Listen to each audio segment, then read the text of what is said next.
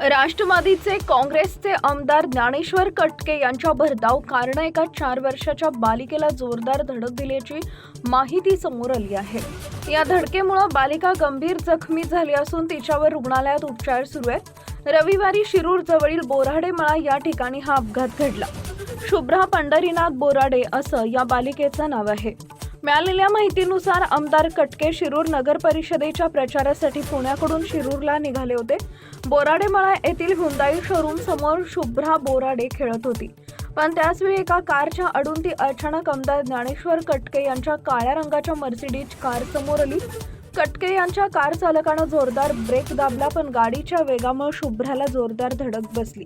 यात ती चेंडूसारखी उडून काही फूट अंतरावर डांबरी रस्त्यावर पडली। या धडकेमुळे शुभ्रा गंभीर जखमी झाली। आमदार कटके आणि त्यांच्या कार्यकर्त्यांनी कारमधून उतरत तिच्याकडे धाव घेत तिला उचलून तातडीनं हॉस्पिटलमध्ये दाखल केलं, पण तिची प्रकृती गंभीर असल्यानं तिला पुढील उपचारासाठी पुण्यातील रुग्णालयात हलवण्यात आलं आहे।